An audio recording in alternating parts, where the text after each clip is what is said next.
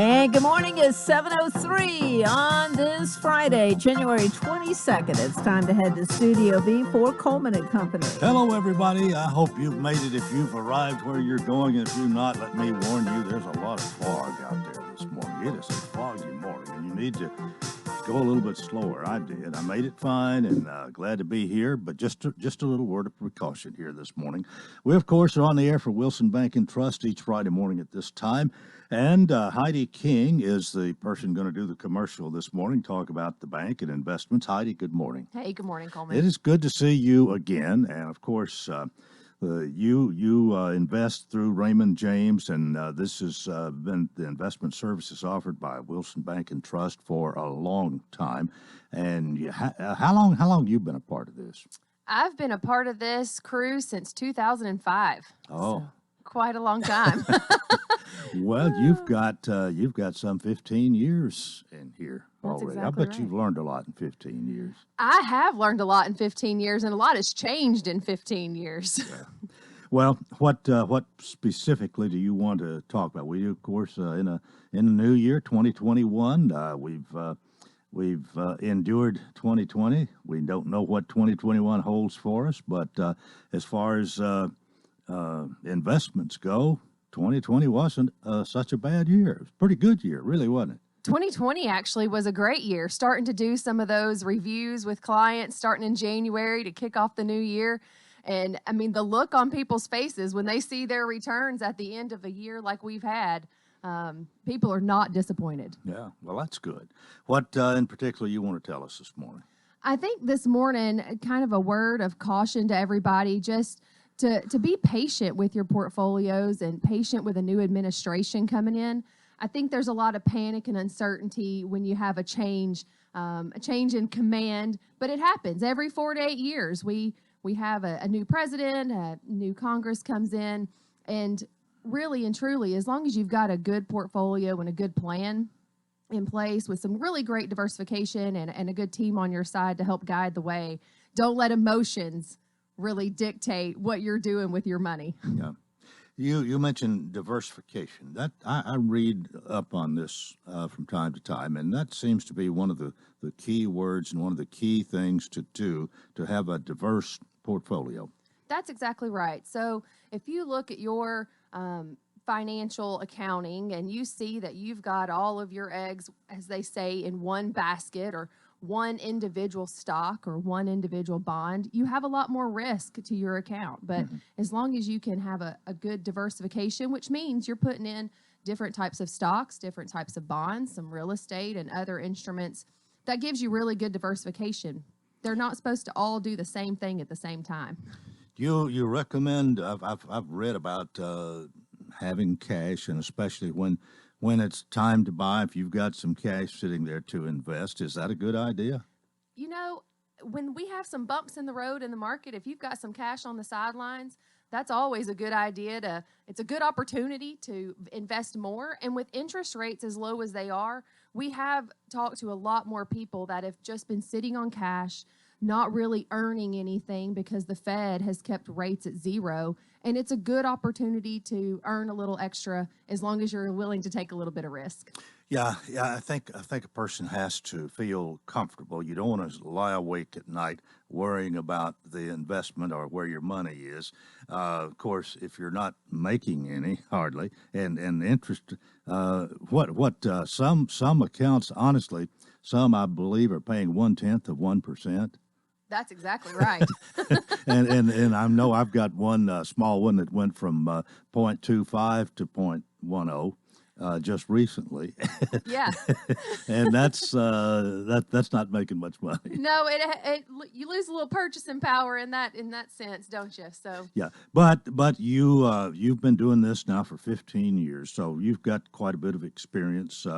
A lot of water over the dam, so to speak, and you've seen good times, bad times, and you know how to kind of roll with the flow here, I take it. that's exactly right. So I think our specialty at Wilson Bank is you've got 9 advisors on staff, and we all have several years under our belt for experience, and we all have our own specialties. And what makes our team so great is that we do have a lot of different resources and a lot of different backgrounds that we come from. We all help our own clients, but we help each other too. So you don't only get just one of us, you get the whole team. Where are you located? I'm located at the Lebanon office here, sitting at the corner of West Main and Castle Heights. Who else is with you there? So I've got David Walden in the office with me, Damon Bates, that took over for Larry, as you'll remember, Justin Doris, and then we just added a new junior advisor on staff, Wilson Powell. So we're really excited about that team we've got there. Well, we've got about a minute here. What advice would you offer this morning, and especially if it's somebody who maybe is a newcomer and wanting to get started? So I actually met with a newcomer yesterday, and I think first off is be open to the world of investments and have a little patience and be open to learn. We are big on education in our office. So come on in, sit down, take a meeting with us. We won't bite. I think a lot of people are intimidated when you walk in to talk to a financial advisor. And I think just taking that first step is really important. Do you need to make an appointment? We would love for you to make an appointment, yes. What about you need an appointment to get into the bank, or? So we've opened the doors back up this week, so you don't need an appointment to get into the bank. So come on in. We're upstairs on the second floor. Talk to Miss Donna. She's got access to everybody's calendars, and we'd love to see you. But if you make that appointment, that'll make it easier for everybody. If you make an appointment, then we can prepare to make sure that we're helping you in the best way we know how. And we don't want you coming in just sitting and waiting if we've got somebody else in our office. We want to respect your time, too. That's right. Well, Heidi, thank you so much for being with us today. Heidi King, financial advisor, Wilson Bank and Trust, member FDIC, equal housing lender. They're still here, still independent, still committed to you. Excellence in banking since 1987. Thank you much. Thanks, Coleman. Okay, 10 and a half after the hour, and it is a Friday. That means it is time for our Friday Senate report. Good morning. Good morning, Coleman. It's great to be here. Well, it's great to have you and to hear your voice this morning. I know you've got a lot to tell us, and we appreciate you taking time to be here, and especially today, because you've already told me you get off the air here, you got to head to Nashville and do some legislating. That's exactly right. We're still in special session. That started earlier this week. And what we're trying to do is to make sure we can help our teachers that have been working so hard. But our kids have been remote learning. Some schools are in, some schools are out. And it just seems that our kids aren't learning as fast as they normally would be, and which is totally understandable. If you're not in front of a teacher like normal, it is much harder. We're walking on new grounds and such. So the governor called a special session, and he wants to specifically be putting more money, more resources into helping our educators and helping our students. Do you think you're going to get some really good things accomplished here? We will have something passed by the end of the day. It should be completely done by both the House and the Senate. We think that it's going to be focused on a few things. And one of the things it's going to be is holding teachers and school systems harmless, as well as the kids, to turn around and say, you know what, part of the teacher's paycheck was how well did the students actually perform. Mm-hmm. But if the kids aren't even in front of them, if the kids are at home in a computer and there's nobody really helping, the parents are watching them doing the best they can, it has been much harder to keep the kids and their attention and teaching them and so forth. So we're going to say this is going to be a time we want to know where they are. We want to know how big the hole is going to be and where the learning loss actually is. But we're going to say it's not the teacher's fault at all. And we're just going to hold them harmless this year. So that's one of the things you expect to pass today. Yes. Another thing is we're setting up summer camps. So, and we're going to be picking up the cost on this for our school systems. And so for the next couple of years, there's going to be like an additional 6 weeks of summer school they can go to. Okay, let me interrupt. You said can go to. Is yes. It going to be mandatory? It will not be mandatory. Right. So well, that's good and bad. It would be nice if it were mandatory for those who really need it, but I guess you can't make it that. That's correct. Now, we don't know how many of the students will actually want to participate. How many of the parents will say that they need that. However, we're going to try and make that as an option. We'll be through this pandemic shortly. The vaccines are coming out. The numbers have already started coming down here in Wilson County, the rate of transmission and so forth. And, we believe that this is going to be very much under control in a very short period of time. So we're excited about that. And that'll get kids back in school, back to learning and so forth. But by us picking up the cost of that, we want to make it even where we're paying the teachers, for example, about $1,000 a week for doing this. So that'll be extra money for the teachers to make. We're going to be picking up, we might not pick up 100% of the cost, but we're going to be coming very close to, including transportation costs to get the kids there. That would, if you get the people that need it, really need it, to take advantage of that, that would, I would think, would go a long way towards catching up what may be missed last year and this year.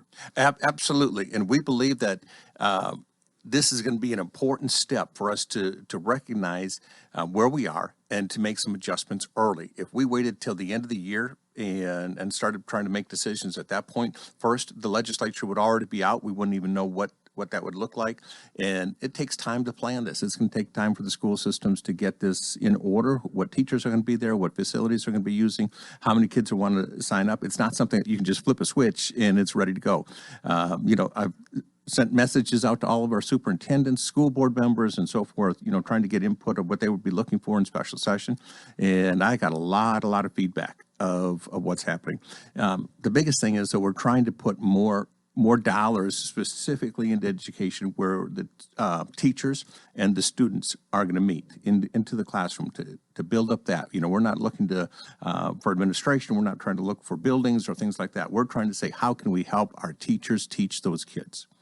Okay, with that, we need to take a break. It is already time for a break here on Coleman and Company, FM 98.9. And it's now, 7:16. Let's see what's happening on the roadways. Want to thank Bates Ford, and they've got that regular oil change, only $24.95, up to 5 quarts oil, tax and disposal, $16.73. West Main. Now at traffic, here's Chuck. Good morning. It's still crawling along as we look at it live here on I-40 westbound at OHB, Old Hickory Boulevard here in Hermitage from that earlier crash.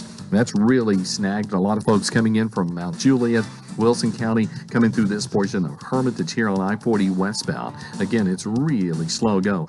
As we look at it, it's extremely foggy over here in this part of town as well on I-40 again through Hermitage. Finishing up an earlier wreck we had in the 700 block of Due West Avenue.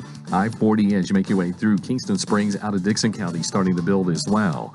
Check out the Andre Chicken Sandwich, now available at Princess Hot Chicken. Online, princesshotchicken.com. I'm Commander Chuck, you're on time traffic. In times of crisis, and especially when you're isolated, it helps to know someone has your best interest at heart. At Wilson Bank and Trust, standing strong for others has always been one of our most important roles, and we're still here for you now. Through these days of disruption and distancing, you can count on us to keep you connected with your financial services, and we'll continue to provide financial relief for households and businesses. Thanks for supporting our ongoing commitment to service. Working together, we'll weather this storm too. Member FDIC, Equal Housing Lender. Caring for a loved one is as natural as the weather, but just like the weather, one moment it's sunny and the next you find yourself in the middle of a storm. So when it came time to take care of my dad, I knew I needed help. A reprieve from the storm, so to speak. That's when I found the Pavilion Senior Living. They have expertise and experience to weather the storms in your loved one's life. And now I can rest easy. Thank you, Pavilion Senior Living. You should visit thepavilionseniorliving.com to find out more. Coleman and Company, it's our Friday Senate report. Senator Mark Pody is here each Friday during the legislative session. We, kick this off. What's today? Today's this is your third time to be here. That's correct. Yes, sir. Third time. So, but special session is started this week, and it's has to do with education, of course. And you anticipate it being through today? Done today. I think we're going to be done today. I think all the senators want to stay until we're done, whatever time that might be. Well, I was asking you during the break here about opposition to this. There's some people who have some other ideas who may not like exactly what you're doing here. Some of those in education. Sure. So I've heard some people say, "Hey, just give us the money and let us decide each school district what is best and how they should do it for their own school district, how to spend the money." And I understand that. And somebody else had said, don't hold us to any testing at all. Why waste the time doing testing when we know that they're down, and we'll just try and pick everything up next year? So those have been the two biggest complaints that I've heard is just give us the money or don't make us do any testing. But you don't know where you are if you don't do some testing, right? I mean, if you're going to hold them harmless in all of this, it would seem to me that we still need to do some sort of testing, maybe limited, but at least some. I agree, and we're going to do it. I think that that's passing pretty easily, that we will be holding a test. Now, one other thing that we're doing is for third graders, and the data is showing that third grade is actually a pretty key indicator. If a child can't read proficiently at third grade, the chances of them graduating high school goes down dramatically. And they have tracked these for years and years and years, and we have a lot of data showing that. But if a child does read very well at third grade, the chances of them doing better later on in school and in life, the data is there as well. So for whatever reason, third grade is a key indicator for us. So we're going to be watching our third graders to make sure that they are able to read at third grade. Now, so we're saying that if they can't read at third grade, we're not going to pass them on to fourth grade. So we're going to be holding our school systems very accountable to those kids. And now, if somebody takes that test, they can't read one time, for example, they just have a bad day, one of the third graders, for whatever reason, there are going to be alternatives. They can do some makeup in summer school. They can do other things so they can be passed on, but it's not going to be just a rubber stamp anymore. That's going to be a very serious opportunity for that to be given a chance for those third graders to show that they can read. And that's just facts. That's okay. What kind of legislation do you think is going to pass, or maybe you favor to enhance the third grade situation? So there is a bill going through to actually watch that, and I believe that that's going to be passed again today. So the third graders and that reading proficiency is going to be a very accountable opportunity for us to make sure that they do have a handle, and we think that that's going to turn the direction of some of our educators down the road, our students. We think that's going to be a very strong opportunity. What do you know what the bill is actually going to say? How I'm just wondering what you've got there and to help. Yes, and it's a pretty complicated bill because, and again, I'm not a teacher, so but they're going to be saying that these are the standards that they want to make, and the standards are out there, and that third grader is going to have to show that they're meeting those standards to be passed on to the fourth grade. Okay, so this is more a directive that you don't pass if you're not proficient reader. That's exactly right. Okay. And we think that that's actually a pretty important piece of this to help make sure that our future children, our kids, will have that. And we've heard in the past, that between up to third grade, you're learning to read. After third grade, you're reading to learn. And that's a big scenario at that point. And for whatever reason, third grade has been the key that has all the data showing that is one of the most important grades that we got to be watching. Okay. Anything else about are there 4 different bills you're planning? So there was actually a total of almost 15 different bills, and one of them was mine. And mine was a funding bill. And Coleman, right now in Tennessee, people will send about $15 billion. That's billion with a B. $15 billion out of Tennessee into foreign countries. And a lot of the individuals come up here from foreign countries, and they're here without any kind of legal documentation. We got to instruct those kids. Many of them, we call them second learners as far as English learning, and it costs a little bit more money to help teach these kids. Some of them are on state benefits and so forth, and so some of them actually don't even pay really any taxes except the sales tax. So we've said that if they come up here and they're working and they take cash and they're going to a money transfer store or whatever, and they're sending it back down to Mexico or South America or wherever, and they don't have any kind of ID, that would be a social security number, a driver's license number, a passport, or whatever, they can't show that they're here legally, there would be a 7% fee on that. That would generate about $250 million. That's $250 million for Tennesseans. We're just asking everybody to pay their fair share. And we were going to allocate that towards education. So that would go towards helping to fund some of these things. So we put it in as a funding bill. What are its chances? None. It died. Yeah, I thought it was a good idea, and I still think that we might look at that in the future because that would be something that we can consider. So everybody would pay their fair share. However, one of the reasons is they're saying with the new administration, he's going to make everybody legal anyway.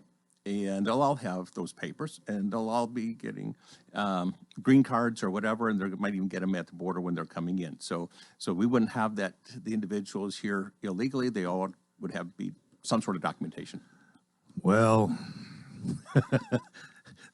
there's seems to be a lot of ways to get around paying. That's correct. And we want everybody to pay their fair share. It's not right that certain people, and it just seems to fall on just the average working class all the time that seems to be having to pick up more than their fair share, and others find ways to skirt around it. And we just want to find a way that everybody pays their fair share.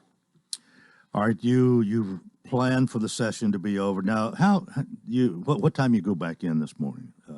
9 o'clock. 9 o'clock. Yep. What time will you think you'll be through? We're hoping to be done by 1. And we believe we will be. We just had a few things left in the House, going back and forth between the House and the Senate. So we should be done. A lot of it's going to be just we go in, sign in, maybe vote on a bill or two, and then wait for the Senate over to the House if there's any amendments going back and forth. And it's just a waiting game for us between the two houses to close. Well, since it is a Friday and people are wanting to get home, and some live in the far reaches of West and East Tennessee, I'm going to predict that you'll get out of there sooner than you would otherwise. That's exactly right. That's exactly right. But now, Coleman, I got to tell you, this was historic again this week. I mean, we watched a peaceful transition of power in the United States. You know, we've watched this for hundreds of years now. In fact, there was more National Guard and Army down in Washington than there was anything else. You know, now there was a deal over in Portland, and where they broke into ICE and they burned federal buildings down in Portland, Tennessee. I don't think that made the news much, but when something happens and conservatives do something, it's all over the news. But these were more liberal individuals, and they were doing the same thing, breaking into federal buildings and so forth. But as far as our presidential transition, that went well. Right. We are working as well. We're going to go back on the 8th of February to make sure we're in full session on the 8th. We have a bill deadline that anything that we're thinking about filing a bill has to be done by February 11th. So we're only a couple of weeks away from making sure all the legislation that we have is going to be in place. All right. If I'm trying to read between the lines a little bit here, you get out of there today. You don't go back for 2 weeks. Is that what you're saying? Yes. Now, I'll be back next week because I'm on government operations. And so government operation meets year-round, every single month. And at that point, that is the opportunity for us to look at any rules that our state of Tennessee puts into place to make sure that they're fair. And we hear from both sides, whoever the rules affecting, as well as from the departments, to say, what is it you're recommending? And from the constituents saying, is this right for you? And most of them are pretty much very fair for both sides, so we can make sure that things are being taken care of and the constituents are not being overly burdened or regulated, and the departments can still watch what's going on. However, from time to time, we say that's not a good rule, and we turn them down and make them go back and start from the beginning.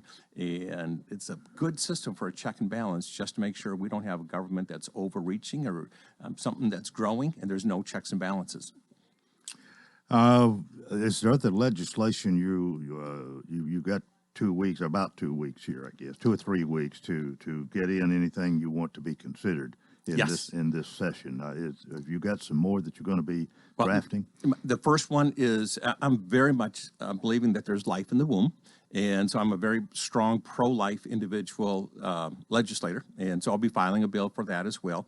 And we're also looking to see if, for example, if there is an abortion or something that the father of that baby, and right now he doesn't have any say, and he'll say, you know what, I'm willing to raise that baby. I'm willing to take and pick up all the expenses. Can he have a decision within that opportunity of saying there's going to be an abortion? So we're looking at perhaps that father saying that he should be consulted as well. Right now that it's just strictly, there's no decision made except by the woman. So we're thinking that could be opportunity. I've had different people that have said, that was my baby, and I couldn't even say whether I could raise it or not. So we're looking at something along those lines. I'm also looking at the election bill and I talked with Philip Warren this week as well, and Susan Lynn's carrying it in the House. I'm carrying it in the Senate, and we've got one of the best things in Tennessee. When we had the tornado a couple years ago, and it said that you could go vote anywhere. We had some voting centers where people couldn't literally even go vote. But because of how Wilson County set up and how Philip Warren had set this up, they could vote anywhere in the county. Whatever that system needed to go, they could go. And we want to make that optional for everyone in the state of Tennessee. So if their election commissions say that they want to do that and they vote to do that, that'll be a county by county option. But it's worked well here in Wilson County, and that this year was probably this election was the best election to show that. Right. Well, and we're the first in the state to do that. Rutherford County does the same thing. Okay. So there was kind of a pilot program that went out, and our pilot program is actually ending, and we could have just said we're just going to make it permanent in Wilson County, but I think it's worked so well. I really wanted to make it available to the entire state, so it's not just for a couple of counties. We'd love the whole state to have that option, and it's totally optional. They can do it if they want to. Well, we're about to the end of our time here. We've covered a lot of ground as usual this morning. I hope you have a nice session today. Get out early. 2 weeks to get ready for going back and doing some more meaningful things. Yes. Well, I will tell you one of the key words that I've learned since I've been down there. At the end of session, like something like this, they always will make an announcement. We're going to stand up and mill around smartly, whatever that means. That means we're just killing time waiting for the other session. See you next Friday. Thanks, Coleman. And thank you. Senator Mark Pody, our Friday Senate report, and that's part one of Coleman and Company. Keep it here for more. FM 98.9. And it's now 7:31. Let's see what's happening on the roadways. Thanks to Absolute Kubota and Rental. And they've got a large inventory of new and used Kubota mowers, RTVs, tractors, hay equipment, and more. Come in Saturday. Free popcorn. Check out the new Kubota products, 1506 West Main. Now at traffic, here's Chuck. Good morning. We're still looking at this traffic just crawl along here. It is moving better than it was 10, 15 minutes ago, but it's still heavy on 40 westbound here at OHB coming in from Wilson County, Mount Juliet area here into Hermitage on 40 westbound. Once you get past OHB, it picks back up. They're wrapping up an earlier crash as well, 700 Blanca due West Avenue. Again, with this fog, please be careful. Give yourself extra time. You never know when you might need them. I'm talking about free at last bail bonds. They're serving Davidson County, Williamson, and Rutherford. Call Free at Last Bail Bonds at 242-FREE. I'm Commander Chuck with your on-time traffic.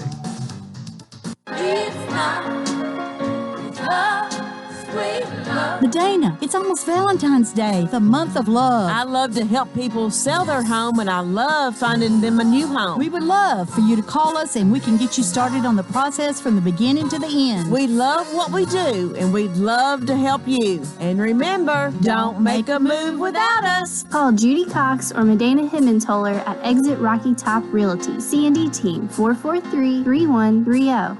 Defensive drivers pay attention to their surroundings. They take precaution to keep their passengers and others on the road safe.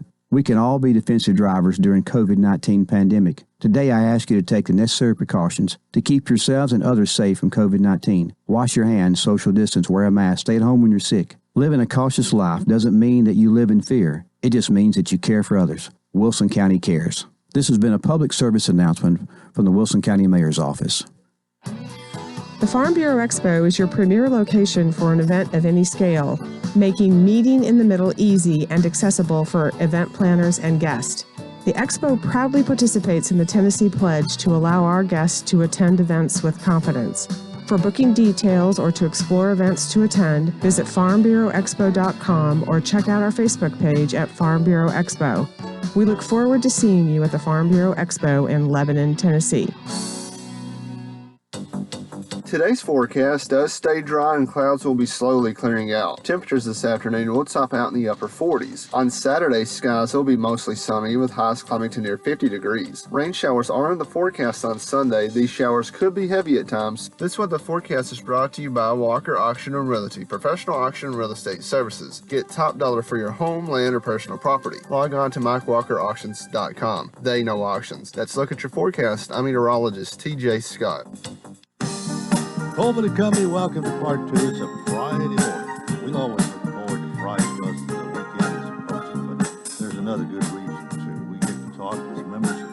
C&D team of Exit Rocky Top Realty. Just got one here today. Medina is playing it solo today. Good morning. And one is all you need. All right. Medina Himmentola, who always says don't make a move without us. That's right. They're located on West Main Street. Been there for a long time. Great people. Got affiliated with Exit Rocky Top, 2 or 3 years, I guess, now. And Yeah, going on 3 years. all yes. right. Anyway, they offer great service. Somebody answers that phone 24 hours a day. They're people you can trust. What you got for us? Well, we've always got homes to look at and homes to show. Even though it is foggy outside, today's always a good day to show a house or sell a house or list a house. Anything to do with real estate, it's always a good day to do that. But first off, I wanted to shout out to today would have been my grandpa's 91st birthday, and that's Granny's husband. Oh. And he passed away several years ago, but today would have been his 91st birthday. So I wanted to give a shout out to Houston Cummins. Right, and let's say hello to Granny. Yes, Granny is listening. She called me on the way over here, and you could hear the radio in the background. She was wanting to make sure you're going to be here on time. That's exactly right. That's exactly right. I worry if she don't call me whenever I'm on my way. I'm like, uh-oh. So, but anyway, but today's a good day to show a house. So I wanted to talk about a couple of them that we've got that we wanted to make sure that everybody's aware of. We have one at Academy Place. It's for the 55 and over community off of Castle Heights, and it is a 2-bedroom and 2 full baths. There is a bonus room that could be used as a 3rd bedroom, or it could be storage. You don't have to go up the steps if you don't want to. But it's listed at $279,900. It's a gated community with a covered carport and a little courtyard as well. So lots of storage. So that one we have for the 55 and over. And then we have another one on Meadow Lane that we just reduced to $232,900. And it's a 3-bedroom, 3 full bath with a private backyard. And it's, of course, a single level. And it's a remodeled kitchen.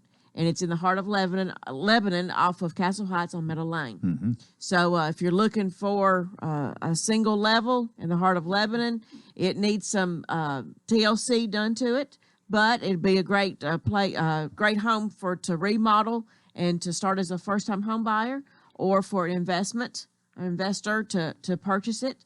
Or you can also go to the Academy Place 55 and over. It's move-in ready. Gated community. And then we have a piece of property off of Peyton Road adjacent to the fairgrounds, 19 acres for $349,900. So if you're interested in some acreage and being in Lebanon but not in town but on the outskirts sort of, then that might be something you might be interested in at $349,900. So just give us a call. We're always available. We have our phones on all the time. We have our person always answers the phone at the office. So very easy to contact us. 615-443-3130. That's it. And they can get in touch with you in a moment's notice. Oh yeah, a moment's notice. That's right. Something like that. Well, Miss Judy must be on special assignment today. Yes, she's on special assignment today, so I'm the one in charge today. So watch out. Well, you got any other advice? It is important that you have a realtor. There's so much that you do in a transaction that the average person doesn't know. There are a lot of Judy covered some of this the other day, and there's just there's more than one reason to have a trusted real estate person. Exactly. You want to make sure that you've got everything covered, and because they can come back and whoever you sell your house to, or they can come back to you for 7 years if something is not done right. So you want to make sure you have that realtor behind you to make sure that everything is done correctly. So that's why it's important to call a realtor. And, me and Judy have been here all of our lives, and we know the town backwards and frontwards, so we're our hometown girls.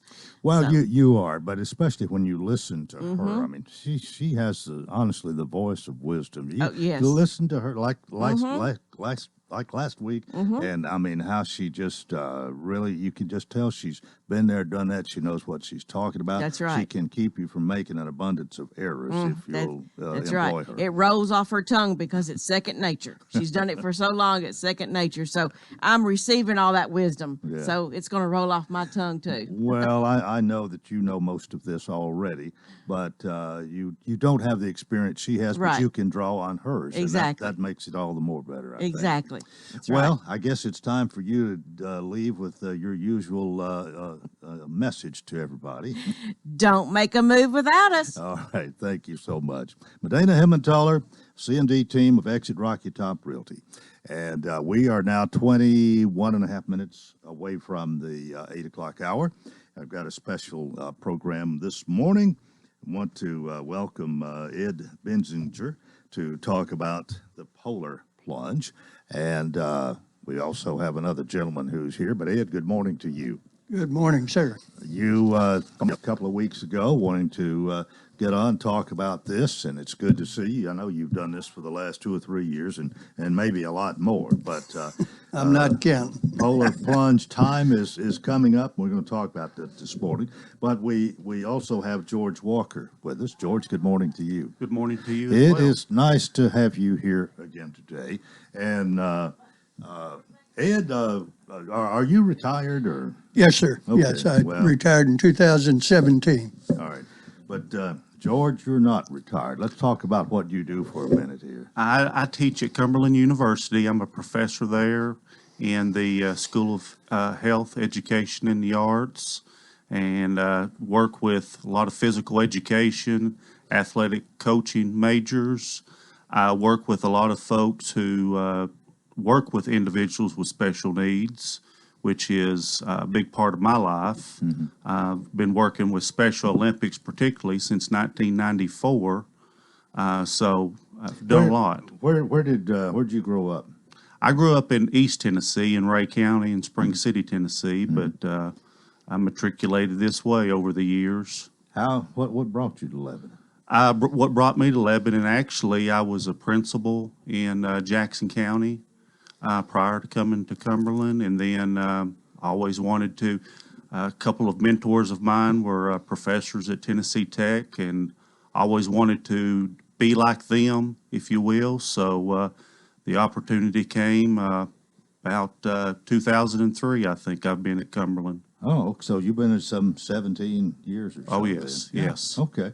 Well, but you must have a heart for Special Olympics, too. I have a passion for Special Olympics. Like I said, I've been working with them since 1994 when I was at Tennessee Tech with LeBron Bell, just working when they would have different games, whether it be the track and field games or basketball or whatever, and had the opportunity when I came to Cumberland to work with Special Olympics with some of my classes and my students, working with them.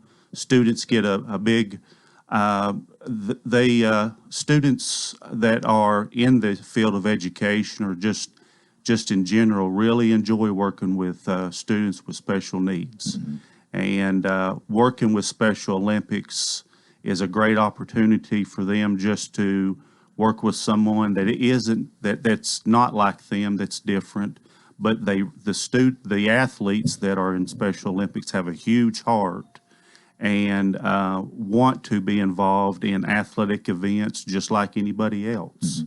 Mm-hmm. So the Polar Plunge allows us to have an opportunity to raise funds, to send the athletes to go to different games, whether it be to state games, whether it be to national games, or regional games. It allows us to hold events for our athletes in Area 27, which encompasses Wilson County and Trousdale County. So it just allows us to do the funding for our area. All right, Ed, you've been involved with this for some time too. I know you've been here several times already. Correct. Mentioned. Yes.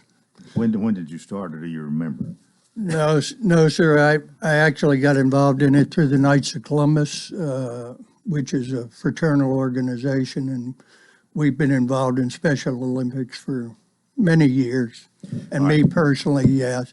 And as George says, George is the director of Area 27. Okay. And as he stated, it becomes a passion. It just, it's humbling. Well, we're going to have to go to a break here in a couple of minutes, and I want to get into dates and a little bit of the information about this year's Polar Plunge. Freezing for a reason, as you say. I'm looking at your flyer here, but that's a colorful flyer and gets your attention, I think. But tell us quickly how this is going to be. Okay, obviously we all know we're involved in a pandemic, and due to that, we are having what I'm going to call a PME, a pandemic modified event this year. In other words, we had an option of going to Jimmy Floyd and doing our regular plunge, but as a group, as a management team of Area 27, we are opting to do a virtual or an at-home polar plunge. We did not want, actually right now, Special Olympics Tennessee, who we come under, is in what they call a level 0 participation, which means you cannot gather any athletes or coaches together under the protocol of the pandemic. The event at Jimmy Floyd, the polar plunge, possibly wouldn't have come under those protocols, but we wanted to err on the side of caution there. So because it's a fundraiser, but our thought process was, due to the pandemic, a lot of Special Olympics events have been canceled. Bowling was canceled, basketball was canceled. We're going back to spring games, track and field were canceled due to the pandemic. So in actuality, while money always is what drives things or allows you to have events, we haven't spent any money this year because of everything being canceled. That being said, we did not want to, hit up sponsors again this year. Yet we're looking at a new budget to be compiled. So we're hoping that it just takes form and with participation, but it's going to make it easier on everybody. They don't have to come to Jimmy Floyd, but guess what? The camaraderie of jumping with a Right, but you can still use donations or to you. Can you say you participate by making a donation or how? Well, yes, we would never discourage anybody from making a donation, and it's all done online now. Or there's if you go to polarplungetn.com, you will see the state's website, and there's actually 10 plunges held across the state in the major cities, Nashville, Chattanooga, Memphis, Knoxville. Then we have one, Cheatham County has one, Clarksville has one, Jackson has one, Union City, and then over in Upper Cumberland, which is over Cookeville way. Okay. But yes, you go online and you can make a donation towards a plunger or just a donation to the event. Okay, with that, we will take our break here and we'll talk more with George and Ed in a moment. This is Coleman and Company, FM 98.9.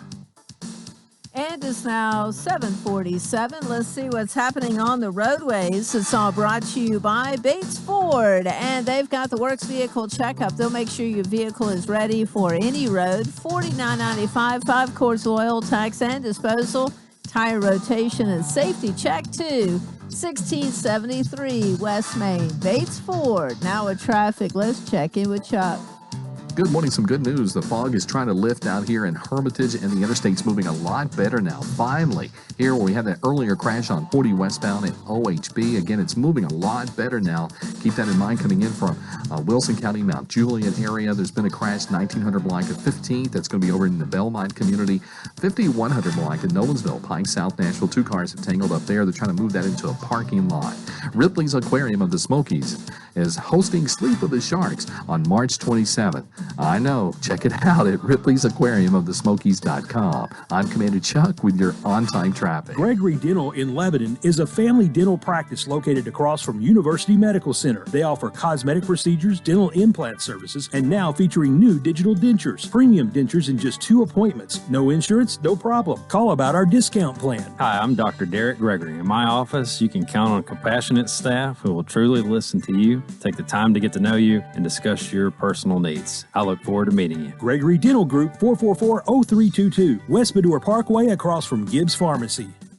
With churches not being able to gather, we wanted to make sure our audience is aware of our regular Sunday morning programming. We call it God's Country. Starting at 7 to 7:15, it's Southern Gospel and Positive Country Music. Then at 7:15 to 7:30, Old Path Missionary Baptist with Brother Jason Wheely. From 7:30 to 8, it's The Gospel Show, hosted by Miss Dean. 8 o'clock, it's College Hills Church with Minister Wilson McCoy. At 8:30 to 9, it's Word of God broadcast by Ronnie Briley. From 9 to 9:30, Hillcrest Baptist Church with Pastor John Ferguson. From 9:30 to 10:30, it's Call on God Today, hosted by Brother Kenneth Bowen. At 10:30, it's Southern Gospel and Positive Country Music. From 11 to 11:30, Maple Hill Church with Minister Rob Long. And from 11:30 to noon, it's Southern Gospel and Positive Country Music. Join us each Sunday on WANT or WCOR or online at WANTFM.com. Coleman and Company, thanks for joining us. Our final segment now on this Friday morning. And if you just joined us, we have Ed Benzinger, we have George Walker here. They're talking about the Special Olympics. And we are in Area 27, which is Wilson County and Trousdale County, right? That's correct. And George, you're responsible for that area. Is that the idea? I am the director of Area 27, but I do have a phenomenal management team that helps me, such as Ed here. Ed has really been a big part since I've came in. This is my 3rd year, I believe, being the director, and Ed has been a tremendous help to me as far as helping me guide my way as what we need to do, when we need to do it, how we need to do it many times. But I have others on the management team, Mary Lee Burkett, Ginger Lynn,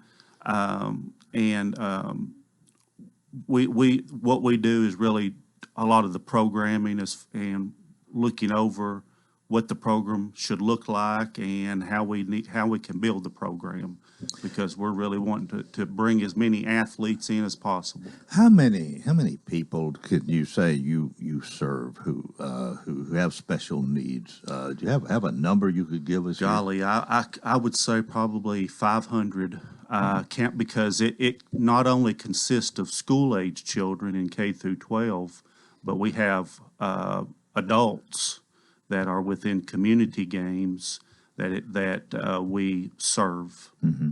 So we have a very large amount. Unfortunately, because of the pandemic, when we do get to go back to having regular games, we won't get to have as many because of restrictions, but we have a large amount. Well, again, if you joined us late, the Polar Plunge this year is going to be a little bit different. The slogan, freezing for a reason, doesn't apply hardly as much this year because it's not going to be at the Jimmy Floyd Center. It's going to be a virtual Polar Plunge. Is that right, Ed? Well, call it virtual. It will be a physical event for the plunger because when they go to the website and registration, and the way it works now is when you go, the registration is $50, but what the website encourages is that the actual plunger that registers pay a portion of that, but then they get sponsors, individual sponsors,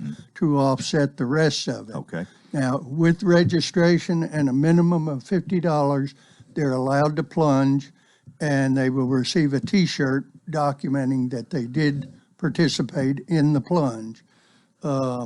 This year, as I say, when they go to the website, they'll see the instructions for plunging at home. They can plunge in an indoor, they can plunge in an outdoor pool, whether it be above ground, in ground, They can do a slip and slide, or they can do, I don't want to copy the ice bucket plunge, but they can just dump water over themselves. They can run through a sprinkler. They could go to Old Hickory Lake and jump in, but they will document what they do. Okay. Is what they'll do, All right, I and then got it. they'll send that to us, and we'll be able to advertise for them or show that they did it. Sure. So, Well, now that okay. I'm glad you added all of that. Now, it's a little bit different, but you still need the money. like I say, it is a fundraiser for us, and yes, we have 2021 ahead of us, and we're being optimistic like everybody else is at this pandemic with whatever precautions or preventions, vaccines, whatever, will be behind us in the near future, and we'll be able to participate in games. Well, now the date for this is February the 6th. That is what's that? 3 weeks from tomorrow. Yes. 2 weeks. 2 weeks from tomorrow. Correct. Yeah, 2 weeks from tomorrow. Saturday, February 6th. And polarplungetn.com. Correct. Is That'll your get them to website. If they see one of our flyers, there is a QR code on it that they can scan, and that'll go directly to our webpage. Well, are you haven't done it like this before. You don't know really what to expect. How I would guess participation might be a little bit on the decline, but it doesn't have to be. Correct. Yeah, we realized that when we made this decision that we might take a hit, so to speak, and it won't be near as successful as previous ones, but it doesn't have to be. That's correct. Yeah. Actually, there's some ways here to physically do this and not even get as cold as exactly jumping in the They swimming can be pool. creative with it. Well, that's always frightened me a little bit. George, you done much of that? I have been to all the events we have had. I can't say that I have jumped in the water just yet. I haven't had the nerve to do that because it can be intimidating. Oh, yeah. I don't know whether I've told this or not, but I remember Don Fox telling me when he was mayor, I guess he thought as mayor it was his kind of responsibility and obligation to do this. And he said, you go over there and that, especially if it was on very cold that day, you get in that water and then says, I've got a whole year to worry about it, doing it again. Well, Mayor Hutto has been a trooper, and I'm sure he's saddened by the fact that he can't jump in Jimmy Floyd this time, but we've had people in the past wade in. We've had people just to jump in. They've done it in various fashions. Well, have you talked to Mayor Bell yet? No, we have not, but I'm he'll sure receive a flyer personally. He's listening, or his father probably is. He'll find out about it. So he didn't want Don Fox to get ahead of him, I'm sure. So we might turn George loose on him, seeing as though he was a Cumberland. Well, I guess you know him pretty well. I know Rick Bell very well. Yes, good man. Okay, well we'll leave it at that. We don't want him to go do this and get sick and whatever. But it doesn't say that the water's got to be cold, does it? Well, in years past, at Jimmy Floyd, it's been 38 degrees, and that doesn't sound too bad, but it's tough. But all of them survive it, and they come out and grinning and carrying on. The good thing is you are going to have this. The opportunity is there for those who have participated before to do it in a little bit different way. But it is a fundraiser, and when you realize what this is going for, and George, here again, you really have a passion for this. It's probably you've passed this on to some of your students at Cumberland who have probably participated in time. Ed, I don't know what got you into it, but you've been very strong on this for a long time. Right. Well, like I say, when you watch these athletes compete, it is very humbling, and they don't. They're out there to just like any athlete is to compete, and it isn't in the winning; it's in the effort that they But give. it means so much to them to get out and That's try. exactly And there's right. probably, they're like anybody else. There's some things they like to do. That's why you have a variety of areas of participation, right? That's correct. And to see these athletes whether they win or whether they lose, they have a fun and joyful time just participating and Something being to look a part. forward to. Absolutely. Yeah. And many of them, since we have been under this pandemic, have been crushed that they haven't been able to participate in the games. And they're just joyful when they hear the chance of getting to possibly start back. All right, you can go online again, polarplungetn.com. Polar Plunge, that's P-O-L-A-R and plunge, P-L-U-N-G-E, polarplungetn.com. And that's the website. You can participate in this. It's $50, but you can get sponsors. You don't have to pay it all yourself. That's correct. And the more you get there, the more money you're going to have in the coffers for Special Olympics. Right. And things And then there's also incentives above and beyond $50. There are different prizes for different levels that you, in fact, have against your for your name. Okay. And is this pretty much all that information available there on the Yes, website? it's all on the website. Okay. Yeah. So if you can, and most people can do that anyway. Even us old folks are getting a little bit more computer friendly or whatever. But it's easy to do and get. Be a participant here. $50 for you and your sponsors, and hopefully raise a lot of money here for Area 27 Special Olympics. We got about 30 seconds. Anything you want to say quickly, Ed? No, sir. Well, one thing, any athlete that participates in the Special Olympics events, there's no cost to them. That's why we do these fundraisers. Okay. So equipment, uniforms, transportation is all covered. Good. George, you can have the last word if you'll make it short. Well, I just want to thank anyone who does participate within the Polar Plunge, volunteers that we have to help out coaching, just cheering along, and especially our athletes that participate. I would like to give a shout out to them too, because this is what we really do it for. All right. Well, thank you all for being with us today. I hope you have a good results from this. George Walker, Ed Benziger with the Polar Plunge, February the 6th, and go to polarplungetn.com. Have a nice weekend, and until Monday, I wish you a fantastic day.